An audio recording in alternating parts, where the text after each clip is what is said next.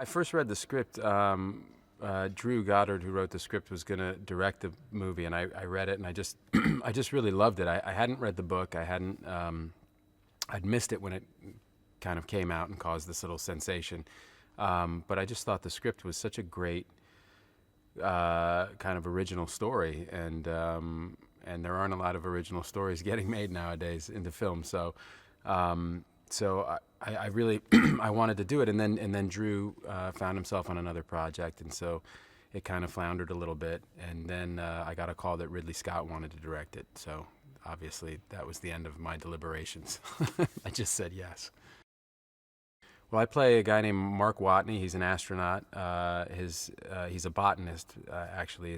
That's his specialty, and he's one of 5 people on this Ares mission to Mars who are conducting research and experiments. This takes place in the very near future. They're going to go. They're going to spend about a little over a month there, and try to learn more about Mars as a potential, a colony someday. So he's there with his team, and this kind of freak weather event occurs, and they all get separated. He gets impaled by the antenna, the communications antenna, rips off and sticks into him, but it tears through his biomonitor. So all of his teammates are seeing that he's got no signs of life. They have reason to believe that he's dead. They have to get out right away, or else the MAV that they're going to take off in is going to tip, and so they basically call the mission. They scrub the mission and leave. They think their dead comrade on Mars, only to find out later that he actually survived. So now Mark Watney is alone on Mars, and the story really follows this guy's kind of quest to survive through all this kind of ingenuity and science. And when I talked to Drew, who wrote the script, he called it a love letter to science. That's how he felt about it. It's Andy Weir, who wrote the book, really did a lot of research on would it actually be possible for a human being to survive on Mars, and he claims that every single thing is completely scientifically backed up. So that's what we're going with. As he takes inventory of and takes stock of his situation, he realizes a few things.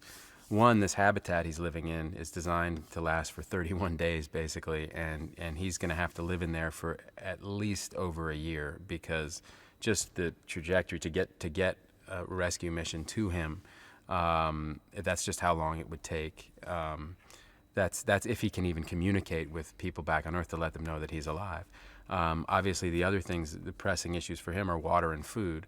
So he's got to have an atmosphere he can live in, and he's got to have enough food to survive, and he's got to have enough water so he doesn't die of thirst.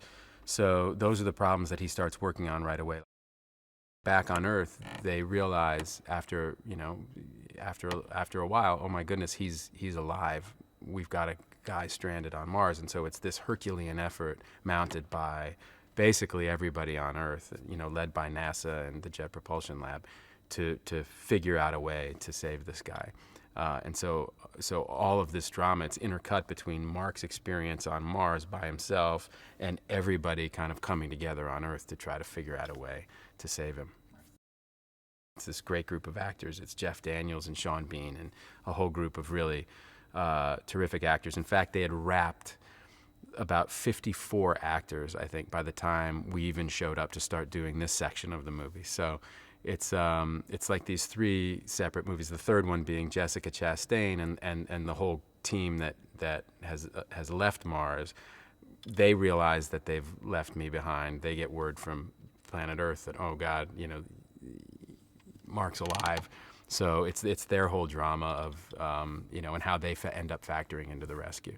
So it's these 3 kind of very separate but very connected storylines. Jessica's side, I mean, her character goes through this. It's basically the worst thing you could do as a commanding officer is leave somebody in a situation like that. And although she is incredibly, her character is incredibly fast thinking, and in this kind of freak weather situation, she actually saves the rest of her crew, and she does everything she possibly could have to save my character. She still is living with the fact that she left a man behind, and that is really, that's kind of encoded in somebody who's meant to lead. It's like encoded in their DNA that they could never ever possibly do that. That's the worst thing that could happen. Jessica's amazing. I have always wanted to work with her, and we only have a few brief scenes together in the movie. There are flashbacks and such, but no, we were really excited that we got her, and really because it's almost impossible to get her in a movie because she does about 16 movies a year. So if you could actually get on her schedule, it's kind of an accomplishment. I do really like the character. I love his ingenuity, and I love the idea that the movie celebrates, as Drew said. He said it's a love letter to science, but I do love that it celebrates intelligence, and that spirit of courage that these guys really have. These astronauts who do this are not only incredibly brave, but they're really smart people.